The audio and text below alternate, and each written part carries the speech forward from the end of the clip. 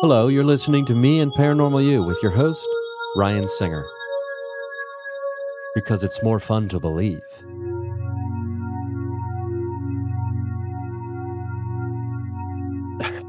Hey, everybody. Thank you for listening to another experience of Me and Paranormal You. This is Ryan Singer, your host. Someone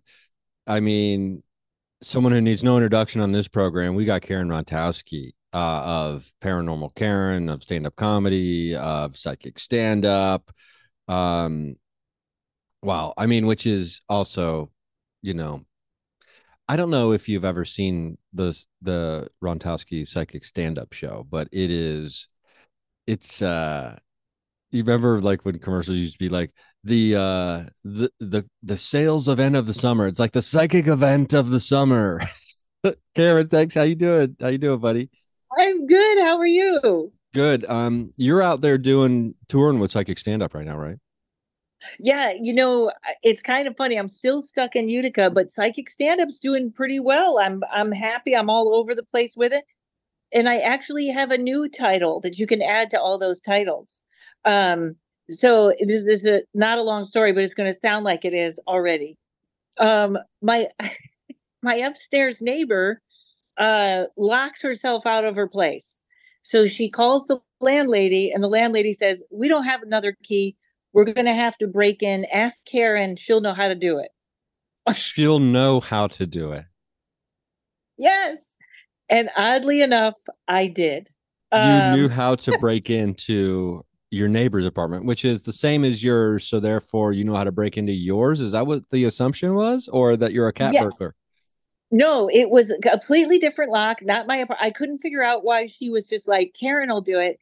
And weirdly enough, when we were in college, we knew how to open locks with credit cards. They're old locks, and it has to be a certain type of lock. And she had that kind of lock. And that was even funnier because I can't be insulted because I got into it. Wait, so So now, so you know the type of lock it has to be? yes, it's very simple. If you know how a deadlock is flat, like it goes in and it's a flat side, but a handle lock is slanted. If it's slanted, you can get into that easily with a credit card. You swipe the credit card down, you get it in there and you swipe it down and it pops right open. Also, credit cards don't work on deadbolt locks.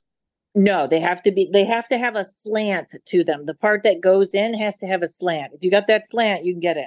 Oh, I can just see the Capital One commercial now. The preferred card of cat burglars. Get 3% cash back on all home invasions. So, it is funny though to think that like you're hiding out in Utica, as from your former life as a burglar, and then you became like a confidential informant or something. So they've kind of relocated you to Utica where you don't know anybody for the most part, and you're living the secret life, and slowly but surely your past life starts milking back into the small town living Exactly. that I'm you're gonna have doing. to change my name again. And Yeah, yes, yeah. That's very intuitive of your of the landlady to know that you could break in. when I didn't even think I could, I was like, I go, all right, I'll give it a try, but I can't. Why would I? And I know, and then she was like, I knew you could do it. That's really funny. I've never been able to use a credit card to unlock a door when I've been locked out. Probably Well, because it's always been a there's deadbolt. yeah, and there's not really a it's an old lock. It has to be an old lock. The new ones aren't like that, or even in hotel rooms where you have the digital. It's I don't know. It was kind of lucky that she hasn't fixed anything in this building since 1920. So Wow. Yeah. I Now, know. so what's the what would you say the ratio of doing psychic stand up to just straight up stand up shows nowadays?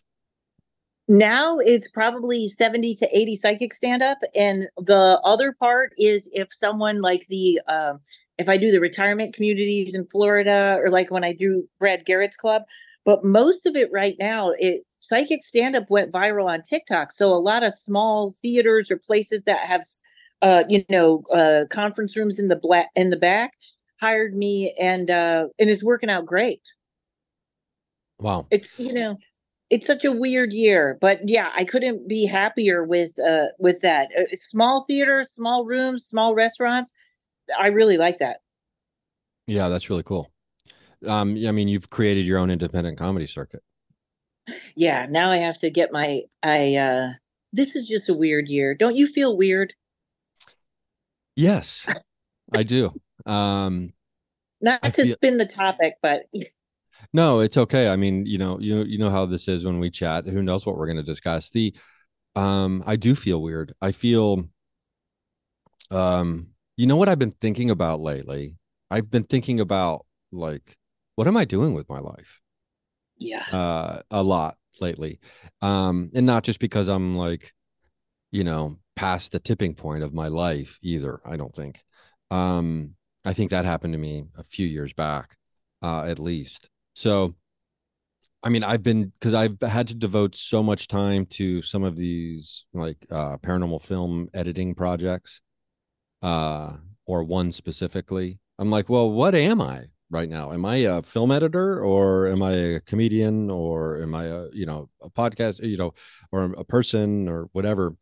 And so I'm just like, and also I think a lot of it has to do with the fact that I haven't been able to put roots down anywhere just for, over a year now that I've just been Mhm. floating kind of. I mean, I've had places to stay, but I haven't been able to settle in and feel like I have a home somewhere. Um, You're on the same path as me. I moved 3 times within like the same couple of buildings the last 2 years, and I don't know where my stuff is anymore. I don't know where to find or where I put that. But and I have to say to the universe, I'm not complaining because psychic stand-up is exactly what I wanted. It's doing like 100%. Couldn't have dreamt it better. But I still feel like, what is happening? Exactly what you're saying? Who am I? Like, if I could become a mosaic artist and just move into somebody's garage and never come out and sell tables, I think I would choose that. yes, yeah.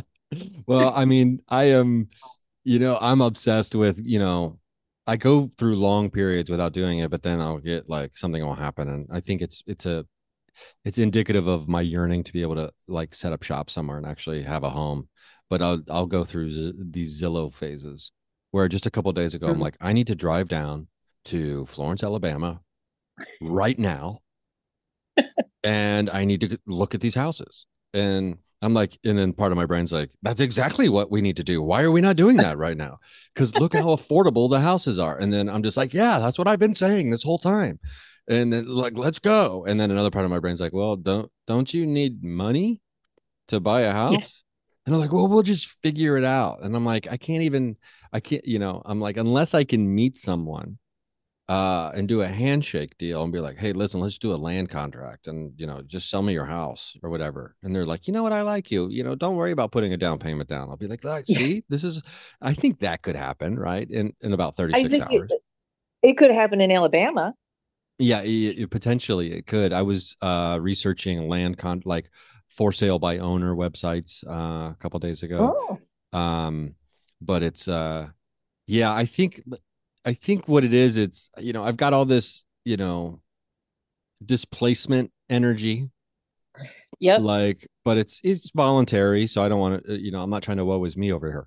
But I did this, on purpose. But then, on top of all that is the universal energy of everything that's going on, right? Yeah, and I think that's it. I'm telling you, like 90% of my readings, people are not living where they want to live. Like there's something about the planet that everybody is stuck right now, but hopefully we're moving soon or going somewhere soon. But I caught between that because I'm in the process. I'm going to get a new car this year, or maybe a used car, either way. Oh, you're gonna But do it. You're gonna I go for it. I'm going to go for it, and I have two plans. That means I'm gonna But get a new once car. I mean, you know that, right? wait, Like if you end up getting a car, I'm gonna have to get a car. Not because I'm like, well, Karen did it, I have to do it. But if you do it, that means like, oh shit, I guess I'm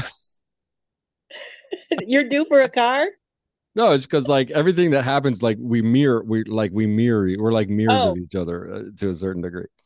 That's Um, true. That is true. Well, I already got a little generator as though I'm going camping, and I don't know that I am, but the plan is to learn how to do that. And I don't know why, but my mind is like, if you could spend a couple of nights in a camping ground, with a then you would hi-fi know how to. hotspot or a Wi-Fi Yes. hotspot. Okay. Yeah.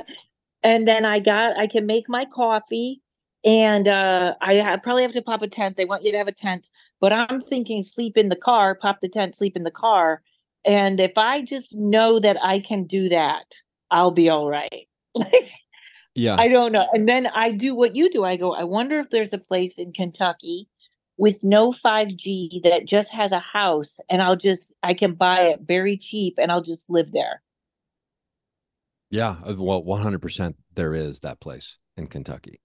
Yeah. Uh, and you can car camp. There are, well, we got to, there is nothing more I love than when I kind of get nestled into my materialistic self, which I fight against, constantly is, getting on Zillow or getting on like cars.com, right? Because, Mm-hmm. my car's 18 years old. We both have, old, very great, reliable cars that have done a great job for us. But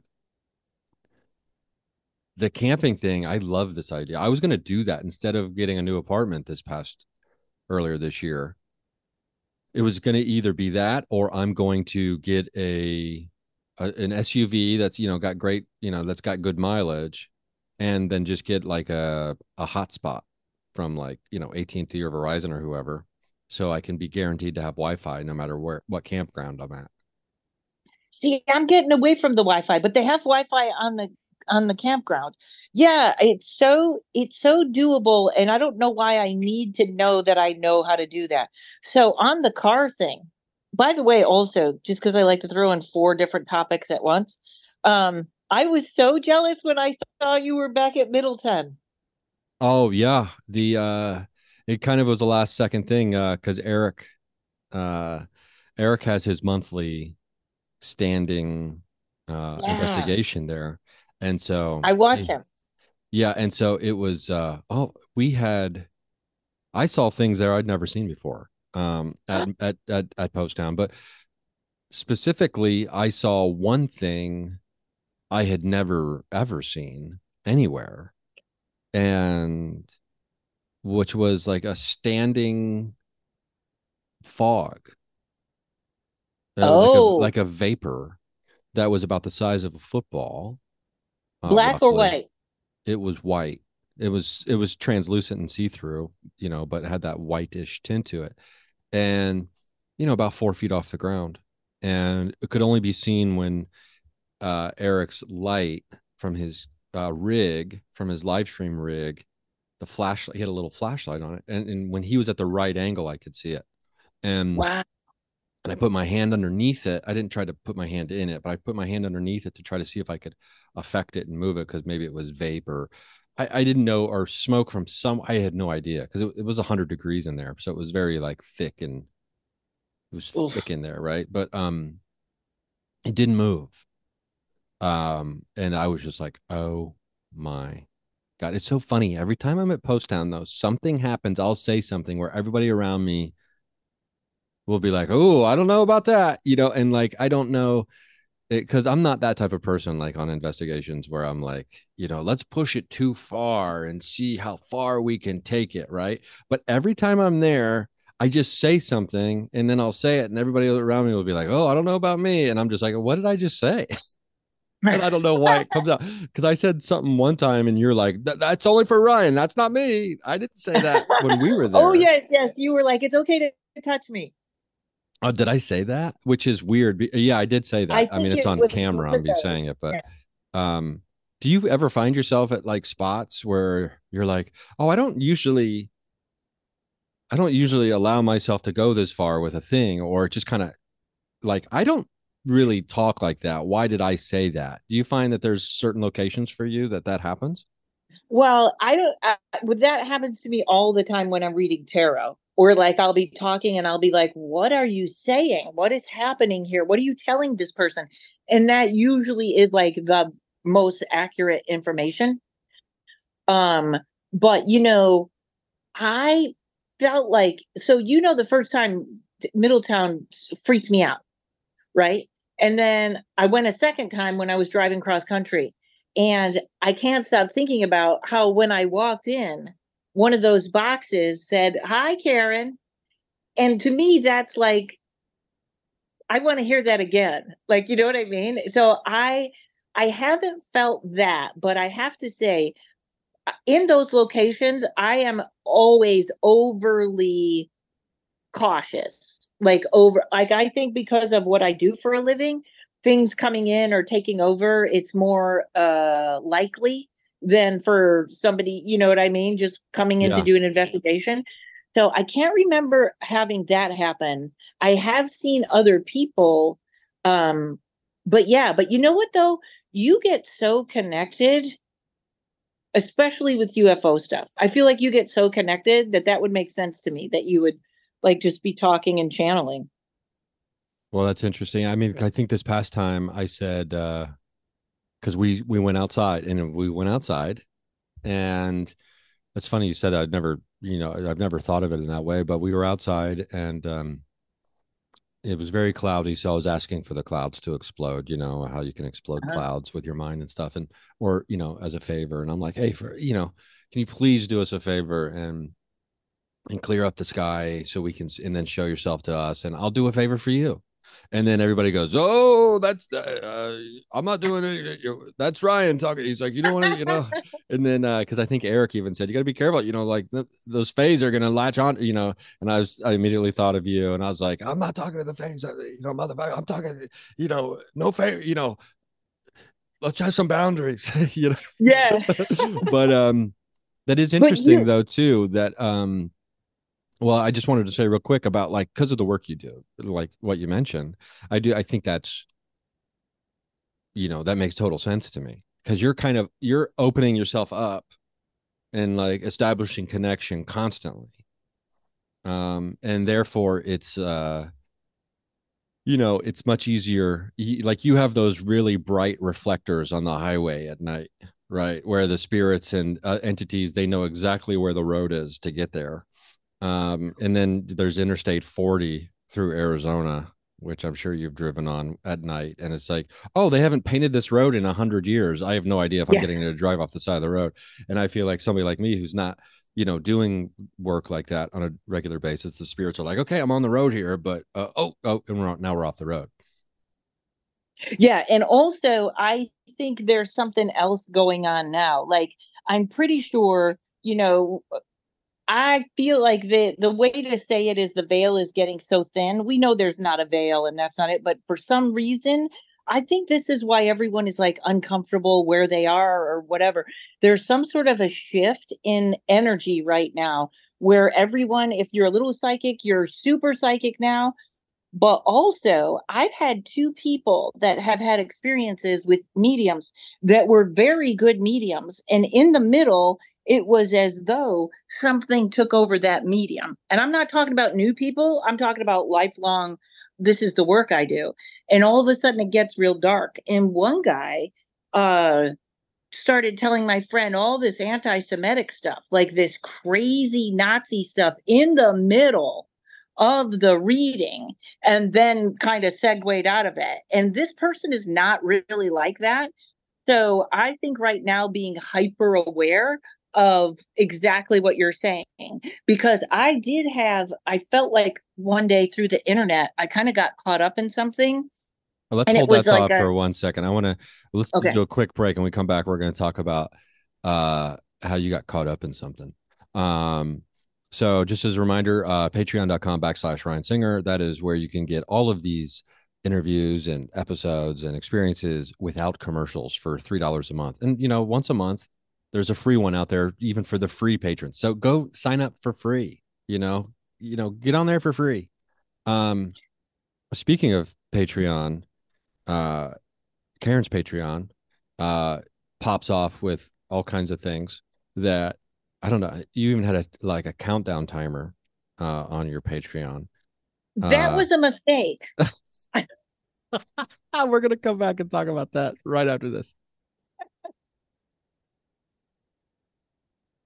Okay, we're back with Karen Rontowski of cat burglary fame, of paranormal Karen, of psychic stand up, and of huge mistakes on her Patreon page. Let's before we get into the Patreon stuff, because I do want to hear about that because it sounds like a probably funny story.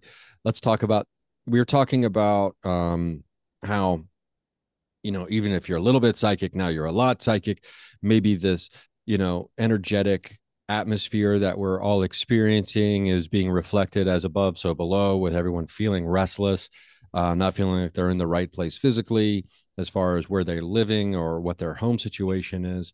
Maybe it's a realignment of everyone is feeling the realignment coming, which has that nervous, we're moving energy Hmm. manifesting itself in all kinds of ways. And so you had a situation happen not long ago, it sounds like. Yeah, I had something and it was an internet scam. And I'll tell you, there is one, uh, so you have your intuition, you have your psychic stuff, and there's something I call impulsive intuition. And it's when someone goes, I'm selling that, and you go, I'm going to buy it. Or someone goes, hey, do you want to move to Nashville? I'm going to go. Like when you almost hear yourself say it so quickly, that one is always true. When I almost hear it come out of my mouth before I've even thought it through, that one is always right on. It's rare, it's not all the time. And something came over the internet, and I just went, I want to be a part of that. And it ended up being a scam. But what threw me off is I'm not above scams. I'm an idiot. I fall for a lot of things. But it had that impulsive, like, you got to do that. And I still feel like, I know this sounds nuts, but I feel like something got to me and came through, because I was overly tired. I had had a cocktail. I was like, I wasn't protected. And I feel like something like got me. And I know that sounds crazy. Well, I'm crazy, but like I said, I'm not a genius. The internet scams are good, but like I went for it and they didn't get any money. It didn't take long to be like, oh, that was a scam. But I was like, why did that feeling rush me so much? And that was when I really started being aware. Like, it's like I said, it's not that I can't be fooled, but it was a different feel. Like something came over me. Like I sat up and I was like, I got to do that. And so I think there's a lot more influences out there. And I also feel like because of what's going on in the Middle East, the icky things have a lot more energy. They have a lot to feed on. Everybody hates each other. Everyone's screaming about it. And so those kind of icky things have a lot of power right now. So I think we have to be really careful. Yeah. And it is, it you saying that has made me wonder if how every trend or every new thing that people don't know about yet, but is really cool or popular or catchy or resonates with people, eventually gets co-opted by the capitalism marketing machine, which then gets capitalized by the cap Fraud, scammers. the fraud scammers who, which is just the natural progression of capitalism, in my opinion. If you foster an environment where there's no limit to the money an individual can make, um, sometimes and sometimes not at the expense of the collective. Um, those people, there will be people who find a way to exploit that at the expense of the collective, right? And why would energetic tools be any different? Right. And I think people have already known this, and that's what advertising is in general, is manipulation. And Ken Burns has a masterclass on documentary filmmaking, which I have, I've been watching. And he says that filmmaking, he goes, I'm tired of people acting like it's not. No matter what you're making as a film or or TV or whatever, it's manipulation. And Mm-hmm. he goes, I'm tired of manipulation only being used in like a pejorative sense. Not all manipulation is necessarily bad. And because anytime you're trying to do anything or trying to ask someone for anything, you are trying to manipulate them. Yes. But it has such a negative connotation that people act like, "Oh, I don't manipulate." He goes, "Get over it. You manipulate. Everyone manipulates." And that's just, and Manipulate or yeah, persuade. Persuade seems like an easier word. yeah, exactly. But so it makes sense that people are manipulating the energetic movement of more people coming into their energetic, intuitive selves. That kind of being the really the wild, wild west, right? The woo woo west, maybe we'll call it the woo woo west. I feel like you should sell a t-shirt that just says impulsive intuitive on it. That's just it. It just says impulsive intuitive. Um, so Well, do I you think think, people can also connect with that. You don't have to be a psychic to go, I knew that. I knew, when it hits you. But you're really onto something with a quick example. So in my Patreon, we do a live once a month, and anybody that wants to learn to read comes in and they get to practice on other people. And it's like a safe space to find strangers to read for, so that you don't have to just read for your friends before you go into business. And there was a couple of psychics that came in, and this is not, I'm not throwing shade anyway, because I actually think I don't know if they're right or if it matters, but they would always say before they read for you, they would say, do I have your permission to read for you? And I was like, oh, that's interesting, can you tell the group why you do that? And they had studied under another psychic that had said, you always have to do that, or you're only reading the outside energy, which is, like I said, I'm not, nothing's right or wrong here. And I always had just thought, well, if someone paid for a reading, they're open, which is also why when someone gifts another person a reading, it's a very hard reading, because they may not be open. They may be like, I don't know what this is, and what are you doing? So I said that to someone else. I said, wasn't that interesting that that person said that? And he said, that is the first part of opening the subconscious, or he made it sound like it was a manipulation of hypnosis, or it was like a trick. And I thought, either way, whether it is or it isn't, I found that very interesting, that it was that little switch. But I've had a lot of talks about a friend of mine that's a hypnotist about mind control. And not only do I think it is almost like you said, it's advertising, it's algorithms, it's all that stuff. But I feel like now I've always been a big weary of 5G. I think the algorithms are in our head, because you don't have to say it and then go, my phone heard me say cantaloupe, and now all I have is ads for cantaloupe. You just think it now and it will come up. And also, Apple just came out in the fall. They have a thing where you can now run your phone from your eye with no fingers, where your eye is caught looking at whatever app. And then when you blink, it opens that app. So we're a lot further into that than we know. yeah, that's wild stuff. And I've had to begrudgingly acquiesce my line in the sand on some of this stuff. Um, I mean, I truly do believe that, we're really never that far away from the quote unquote real world, even though everyone's talking about with the manipulation of, imagery and video and photos and audio, it's impossible to know what's real anymore. And it's like, and I just can't help myself when I just say, when someone says that to me, I go, step outside and don't bring your phone, and you know exactly what is real. So stop telling me that over and over again. I'm not going to believe this narrative, right? And it's almost as if everyone's getting caught up in this talking point about how we don't know, it's impossible to know what's real anymore. And so everyone's talking themselves into this reality that there's no way to know what reality is, when in fact it's quite simple. You just don't live inside the magic box, which is the box of illusions, and Mm-hmm. oftentimes the box of information that's actually really happening, right?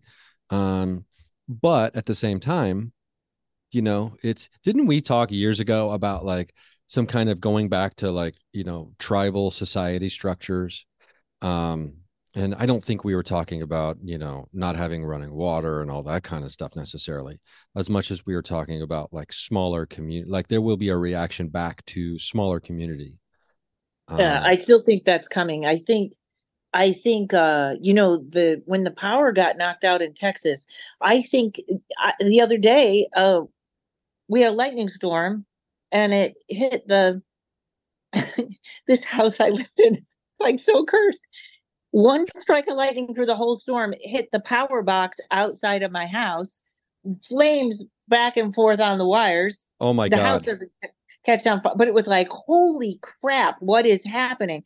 And I think this, it's going to take a couple of big shortages, power shortages or something like that, where people rely on their community, which I think is so much better. I think that's the last thing, I guess, the powers that be that I'm a little more worried about. You don't worry about the powers that be.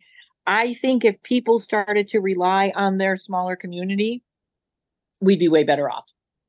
Yeah. And what you said just resonated very deeply. You were talking earlier about people who do work like yourself on a daily basis. Um, having these, entities or energies or whatever kind of, maybe coming in.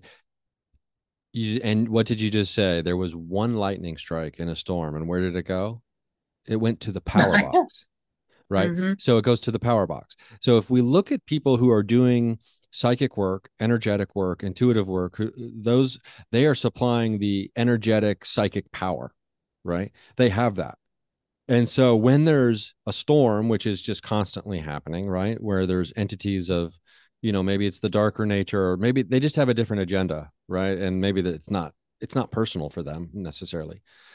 Lightning is specifically attracted to power boxes, right? Because there's power there for whatever. I don't know the science about it all, but that's why there's, the lightning rods are a thing, because we know that the lightning will be attracted to this thing. So basically, you're the power box. So when you're doing a bunch of energetic work, and every once in a while you forget to put your lightning rod out, you can Yes. get zapped, right? Mm-hmm. Also, I remember when, LA was such a um energetically, you're on top of each other, even just electrical lines, power lines. There's so much energy there. And I remember one night when the power went out and I took courage out to the we had a O-shaped apartment complex. So it was actually pretty safe because you could be in that courtyard at night, nobody's coming in. And I was out there about 5 minutes and I was like, this is the creepiest. I ran back in because a friend of mine said, well, yeah, you living in this haunted area, which I believe everything is haunted. So it doesn't really matter if you have a new house or you don't, there's always stuff there. And she said, that's probably living on all that power. And then it went out. So everything did sort of come in and go, well, there's only one light here. There's only human lights here. So let's go kind of see what they're doing. But it was the creepiest thing because it's like, I wonder how many things are just connected to our power lines or that kind of thing. There's a real interesting exercise that I think anyone can do right now, which is when you are in summer is so like noisy, like air conditioners, fans, ceiling fans, leaf blowers. Summer is loud. In fact, I keep thinking about I hate snow, but nothing is quieter than snow. Snow just is like this beautiful acoustic quiet. So if you can find a quiet place and you're in your home, just listen, like listen to go, are there spirits moving around in here or anything? And just listen. It's not going to sound like what you think it sounds like, but you almost can hear energy moving around. I don't even know that it has to be haunted energy. It could be residual energy. It could be energy, but I feel like now everybody can hear it. If you wait and get quiet enough and just stay alert, that's how in tune we are. But when you were talking about nature and what's real, when I used to, my friend that was an animal communicator that would, when we would try and find lost animals, she would say there was a certain amount of time that we would have to find them because otherwise their domestic side gets taken over by their instinctive side. And then they're not easy to communicate with because now they're in nature. They know where the danger is. intuition kicks in. And I feel like I keep wondering if the power goes down or a grid goes down or something. I really believe that like Native Americans or sort of people that lived on the land, I really believe they were telepathic and they communicated that way. And it was much more psychic stuff that we would be like fascinated by, where they were like, no, I just know if I walk that way, I'm going to find the person I'm looking for. I wonder if that would start to redevelop and kick in for us. Like in what's that show I like, Walking Dead. Would you eventually become in tune to what's going on? Oh, never seen. I've seen like the first half of the first episode of The Walking Dead.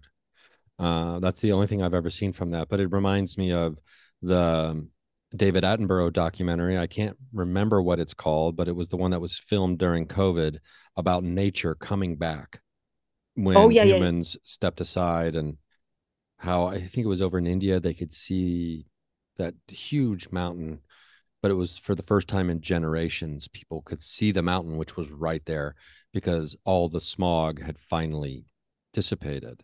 So yeah, people, there's like, grandparents who had never seen this mountain with their grandchildren being like, holy shit, there's this mountain here this whole time.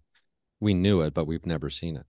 Um, that is interesting. And it, I, we're still not physically capable of, and I don't know what we have to do to get there, but I just have never believed that we're capable of processing global grief. And hmm um we can't we're overloaded because we're just not, spiritually, physically, or what. I mean, I think it really is a physical thing. Our body can't handle the information of global tragedy, yeah, and we're still in our like small community physical bodies when it comes to being able to process and hold space for grief.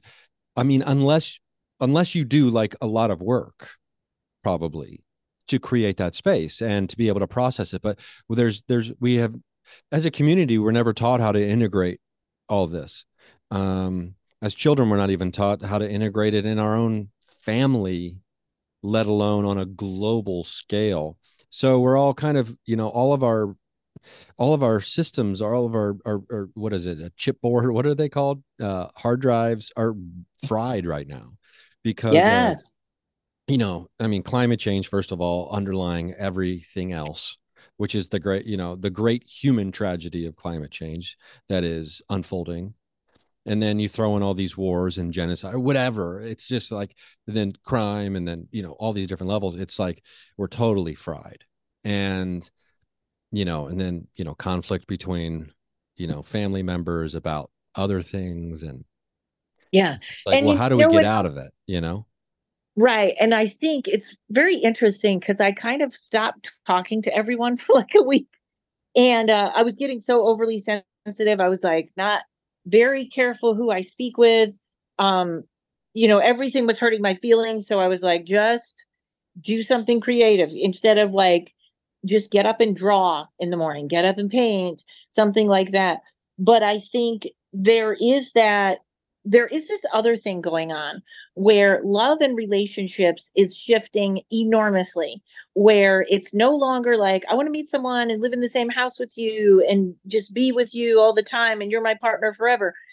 I think the forever part could be there, but I really think people are having trouble having other people in their space. Like it's almost like we become so overly sensitive that, like, my idea is a handsome Muslim man across the street. That's my guy. He lives across the street. I live here. There's no commuting, but but he's not in my house. You know, this Yeah. that I think, and people that have been living together forever, they're kind of feeling that like we need more space, and they're interpreting that like, do I think I want a divorce or something like that? And it's no, it's that we need our thoughts cleared by being separate. And Marissa LaGuardia, our friend, she lives in Ohio too. She said something the other day. She has like an inspirational art Patreon that I'm obsessed with now. And she was saying how Now, when she goes out into nature or to hike, it takes like 15 minutes before she's actually really in nature, where like it's still kind of like, did I get a text? Oh, I got a text as I said that. Did you hear that No, text? I didn't. Okay. My sister is a train whistle because I needed a, okay. So that was weird. I said, I get a text, and then the text came in. Um, like where you're out of the information world to get into nature. She said it takes her like 15 minutes. And I thought, she's exactly right. Exactly right. It's very hard to, we almost have a new world here. We're in a new world, like you were saying, this world of is it real or is it not? And then stepping into like a nature on a mountain where I'm just going to walk and not think about anything but the animals. It takes a minute to adjust to that. Yeah. And, there's people who make the choice to live in that world permanently. And, there's something romantic about the idea of that. And, you know, there's, and this idea too of consensus reality, I don't want to dismiss it, and like the importance of, or at least the role that consensus reality has played for us as, these sentient beings and these creatures of community, that there is, consensus reality does foster a sense of community. And I think that's important to be able to rely on knowing something is there, right? Whatever that is, and it takes many different shapes and forms. However, there are people living in different consensus realities now, depending on, what can, because now it's easier maybe to build a consensus with larger groups of people than it has been in the past because of connectivity. And yeah, so that consensus reality can be disconnected by physical space, but immediate in communication. That's a funny consensus reality. When you first said it, like a bell went off in my head, and I thought, I feel like this year all my spiritual beliefs are like a big salad, and it keeps getting tossed up and down, and it kind of keeps changing what it is. And one of the things that I'm very torn on is this, okay, we all create our own reality, right? We all create our own reality. Well, you can't go over to people that are starving in Africa and go, you guys aren't manifesting correctly. You got to, you know what I mean? Like, I'm kind of confused on that. But I think there's a group manifestation that takes place that we can't escape. Do you know what I mean? Yeah. Yeah, I do. I think, well, I mean, because in the idea of we all create our own reality, right, and manifest it, and if you're not living the life you want, it's because you're not doing a good enough job or whatever, et cetera, et cetera. It's dismissive of the entire picture of what reality potentially is. I mean, under that under that viewpoint, we all are God, right? I mean, Hmm. I think that's part of it too, like realizing that we all have God inside of us and that we are Yeah, the I like creator. it that way. Yeah, And I love, we're yeah, of God. yeah, and so, but then then everyone else.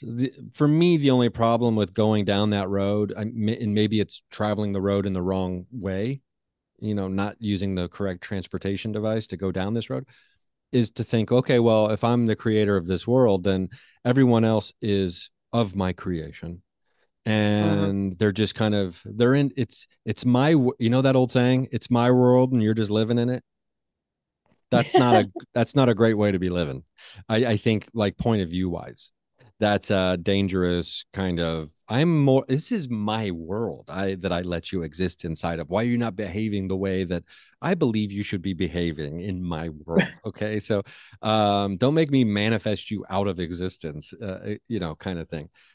So I think it can be a little, it can be Entitled. it can go entitled, it can go selfish, and it can be dismissive of people's real experiences, or what they believe they're experiencing, and in fact actually are. Hmm. Yeah, it's interesting. I don't know if I jump topics every 2 minutes. I think that's just who I am lately. That's been something Are you people getting been ready to putting. jump topic again? No, but I was just thinking that. Thought, did I just take Brian down 4 different lanes? Because I didn't mean to. And lately, Well, we everybody's can been tie them like, all together, but we're going to tie all these lanes together after one more quick break. Just a reminder, patreon.com. You can search for Paranormal Karen on Patreon. You can do live streams once a month, which, I don't even, which one, what do you use for the live stream? Well, like what, a Zoom? You use yeah. Zoom? And then we break into groups, I don't know assign why. waiting a little rooms. And yeah, so and all are welcome if you sign up for the Patreon for free. Uh, you can do it for free. Come in and meet nice people. Yeah, that's really rad. I don't know why. I tried to do a live stream from this place in the Santa Cruz Mountains, and I couldn't. The YouTube wouldn't let me do it, an unlisted link and all this other kind of stuff. And then I ended up having to go on Instagram. Well, I don't know why I didn't. It didn't occur to me like, oh yeah, use the service you pay for. Yeah, yeah. Well, Kristen, that we talked to, that is takes care of us for Alien School. She came in and taught me how to do the rooms, and so everybody reads for each other 5-10 minutes, and then you switch and you get another person, and then you get another person. So yeah, it's very fun. Like I said, if you sign up for free, you'll get the link. Okay, rad. We're gonna be right back with Karen Rontowski.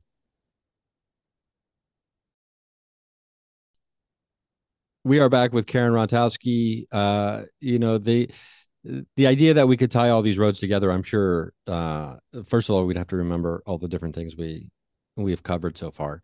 But we're talking about, what is, you know, the veil is, not only is it, thin, but it's probably lifted. And you've been saying for years that the veil's gone. Mhm. You've been saying that for a long time, and I do believe that when it comes to, you know, I don't know. Like, the old phrase, pick your poison. Yeah. I almost feel like there's a pick your paranormal poison here. And because I get sucked into so many different things, depending on where my interest might lie, you Yep. know, and so, and I guess poison doesn't have to be like a really bad word necessarily in this case, but the poison will consume you and kind of take over your whole body. But so I'm wondering if there's a particular paranormal poison that just has really gripped you lately, that is, dominating most of your thoughts or like your Yes. research. So there's, I kind of like the way you say paranormal poison. And also, whatever you do, there's always someone to call you an idiot for believing that. No matter what you're doing, there's someone that's going to stomp on your joy. So, Even if you said, hey, everyone's allowed to believe in anything and it doesn't mean they're an idiot, there's going to be like, well, that's something an idiot would say. yes, I'm trying to figure. I had, like I said, one of those paranormal Karen tapes, or psychic stand-up videos went viral, and I was like, don't look at anything.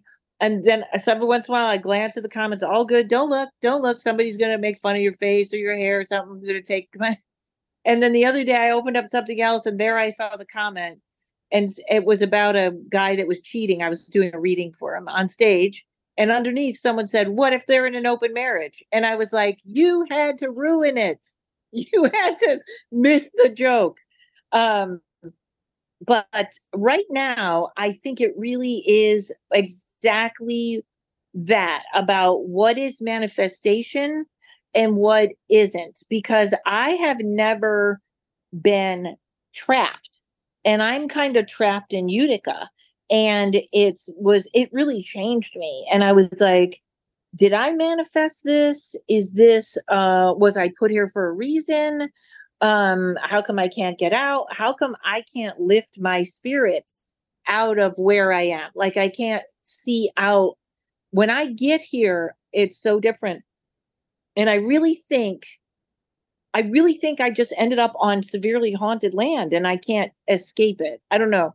But the way that I'm held in Utica, and did you manifest that? Or even when I watch the news, and I do think crap is happening, and somebody will say to me, well, don't watch it because you're putting energy in manifesting the pendulum. And I'm like, yeah, I don't think I can't go there anymore. Like, I can't believe how much my thinking has changed because am I making any sense at all?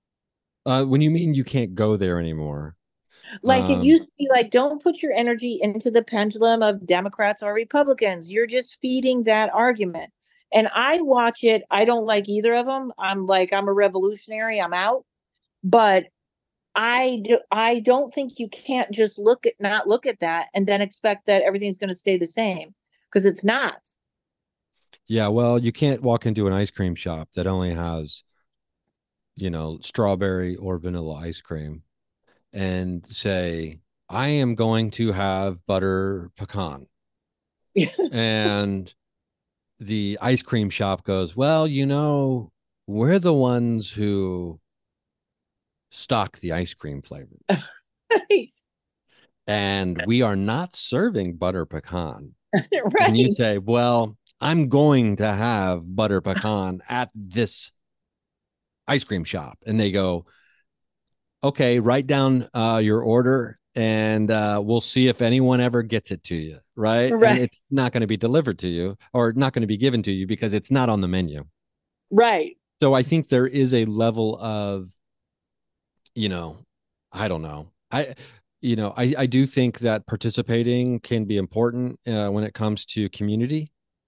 Yes. And it's in fact what community is built upon is the participation of its members, because when the whole community decides not to participate, there are certain members of the community who say, you know what, this is to our advantage. Now I get to control the direction of the community because nobody's really paying attention to what we're doing. So this is this is my opportunity to step up and lead this community because nobody else is willing to do it because they're actively closing themselves off from the participation. You And know, yes, and I have a better example. I was talking to a guy and it's all manifested, he had the answer to everything. He had the answer to everything. And I said, well, what about COVID? And he said, well, I never got COVID. And I wanted to say, no, you had to lock down just like everybody else. You can pretend there was no COVID. You can pretend that you didn't manifest COVID and that you manifested the best for yourself. But the community locked down. So that you manifest that? You know what I mean? Like, he couldn't really answer that. But he was like, well, I didn't get it. And I was like, but you were still a victim of the consequence of what happened. You couldn't go out and do your everyday thing. And that's the kind of thing where I go, yeah, we do have to pay attention. yeah, I think paying attention is, not at the peril of one's personal health. Mm. But I think the problem is we don't understand what the true definition of paying attention is. I think people are mistaken being consumed by something as paying attention, when in fact, no, that's obsession, and that is, that's a singular action to pay attention to only one thing is Right. obsessive and can lead to detrimental effects. And I think maybe that's because we always do things too far as these human creatures. And the internet is still, let's be honest, the internet's still brand new, and Yeah. world Yeah. access to worldwide information is still brand spanking new. You know what I mean? And we we just don't know how to handle it yet, and we are realizing it. I mean, I even saw something on the news the other day about the Surgeon General wanting to put the basically the cigarette warning on social media. And Yeah.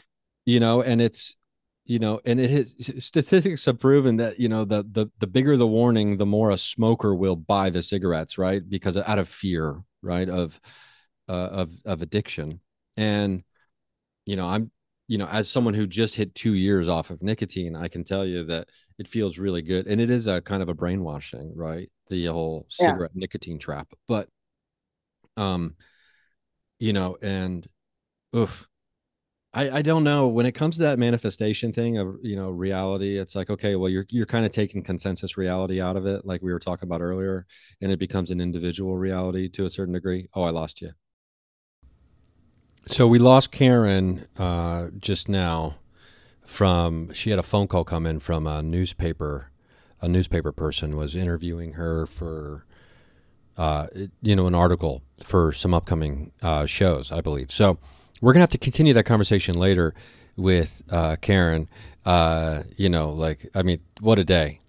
The person didn't confirm, so they just kind of called out of nowhere. But I also woke up a little late today. My buddy Mario had to wake me up and be like, "Aren't you interviewing Karen in like 5 minutes?" And I was like, "Oh yeah, coffee, coffee, coffee." So you probably can hear my voice change from the beginning of this interview to the end of it. By the time I got all caffed up, I got all cracked, yacked, and caffed. Such a treat, always so damn fun talking with Karen about all kinds of things. We could talk forever, and we certainly will. So we'll have Karen back on the program to finish our conversation about consensus reality, individual manifestation, the absence of the veil, and everything else that goes along with the woo-woo West. That we're all just cow people out here in the woo-woo West, aren't we? Trying to wrangle our psychic abilities into the corral. We're trying to corral them. So, I hope you're enjoying tapping into your own, personal powers. Yeah, during this time of the, the reassignment, the relocation, or the readjustment period of trying to figure out where we all, fit in. Figure out where you fit in. So, and remember, you are energy with agency. So, one final note about all that, because I know it can be kind of a darker conversation, is that when it comes to the pendulum going back and forth, Republican, Democrat, things like that, I think the thing to keep in mind is that we all have an obligation to ourselves to actually try to change the world that we're living in, and instead of relying on other people to do all of the heavy lifting for us all the time to make the world a better place, it is on us to individually, create the kind of world that we want to be living in. And I don't mean just sitting in a room and, visualizing and meditating for hours and hours and hours necessarily. What I'm talking about is, doing the little things in your life that can seem difficult for me to do. I know that for damn sure. To try to make the consensus reality better for not only myself, but for everybody else. I mean, because I think that is the one thing that can be lost in all this. When we're making the world better for other people, we are making the world better for us. Because when other people feel safe, feel good, feel included, feel empowered, they are much more likely to reciprocate and mirror that energy and that feeling. So, yeah, gosh, I mean, I got a long way to go on all that. So, I'm not over here being like, hey, catch up. And that's not what this is about. But, I'm over here just getting caffed up thinking about the bright new world and the woo-woo West. So, here we go. Aliens are coming. Also, just as a reminder, aliens, you always have a seat on this program. If you want to be interviewed, please reach out to me and let me know. I'd be thrilled to have a conversation with you on the program, and you can let us know where you're from and how long you've been here, or all that good stuff. Oh, and Fitz, I've got a rough cut of Fitz. I'm working on audio and color correction at this time. So we're getting really close on that documentary, not to be consumed by the public necessarily, because we're going to try to do, some paranormal conferences, film festivals, etc. before, we figure out the actual distribution of that film. So there's some updates on that. Patreon.com/Ryan Singer. RyanSingerComedy.com has a link to tour dates and upcoming things like that. So I'll be at Serpent Mound here in a few days. I'll obviously be reporting back on all the great stuff there in the rock shop, the great crystal shop that's right there on the right there too as well. So I'm going with Mikey, going with my buddy Nikki. I mean, it's going to be great. It's going to be great. So I can't wait to share that with you. And I hope you're taking care of yourself. And check out Rontowski. I think it's Rontowski.com. Paranormal Karen, you can find her. consume all things Karen constantly, and you'll be better off for it. Okay, I love you. I hope you love yourself. I hope to see you soon. If not, I'll see you at the watering hole on the astral plane.